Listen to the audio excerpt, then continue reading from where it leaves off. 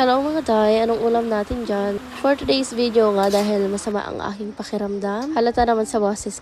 Kaya si Papa na muna daw ang magluluto ng ating ulam for today's video. Ang luluto niya pala ni Papa ngayon ay ang talbos ng kamuting kahoy. Dapat nga kung magluluto ka nito ay talagang dapat maalam ka kasi itong talbos ng kamuting kahoy ay nakakalason pag hindi okay yung pagkaluto. Hindi na pala yan pinagaan ni Papa kasi lalagyan niya na lang yun ng gata. Bali, 2 beses dito niyang gagatain yung nyog. Yung unang gata ay isa-set aside muna. Tapos yung pangalawang gata naman ay yun yung una niyang ilalagay sa gulay.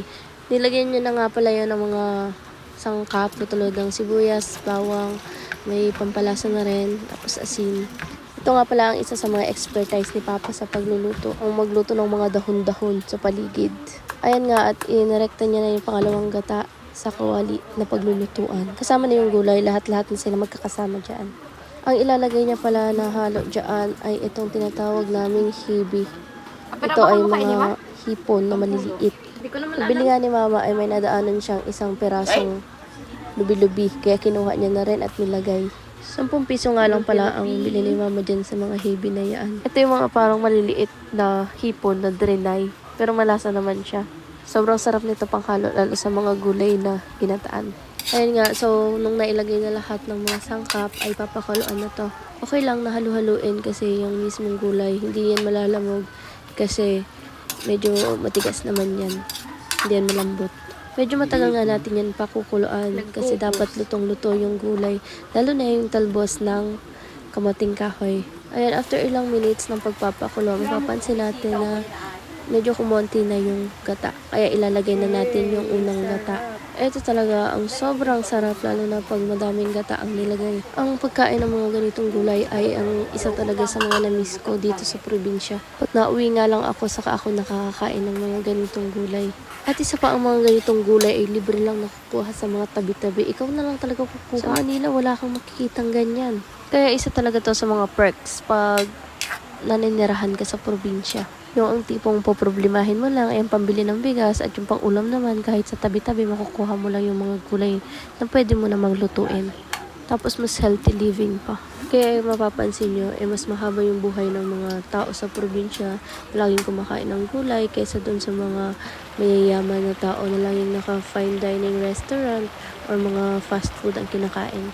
Ako nga rin ay halos ilang taon din akong nanirahan sa Manila.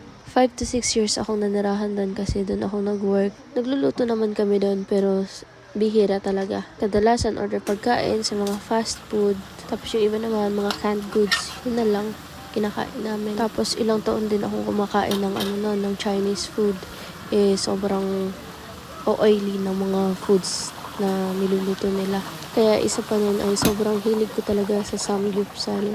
Kaya nagkaroon ako ng gallbladder stone. Kaya talagang nasa huli ang pagsisisi. So yung mga healthy dyan, alagaan nyo yung health nyo. Ang hirap pag inoperahan. Okay, so magbalik nga tayo dito sa niluto ni Papa. Siyempre, titikman ko yan. Hindi pwede hindi. Tinikman ko na nga yan. Nice. Tapos na siyang magluto niyaan. At sarap, okay yung lasa. At pagkatapos niyan, siyempre, kainan time. Tingnan nyo naman yung pagkain ko. Napakasarap.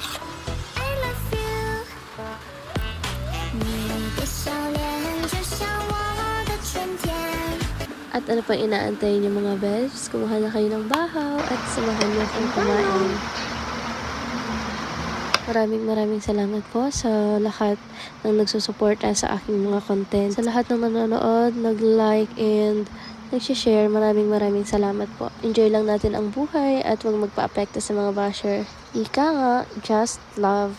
Yun lang mga bebs for today's video. Sa susunod ulit. Thank you for watching. Bye!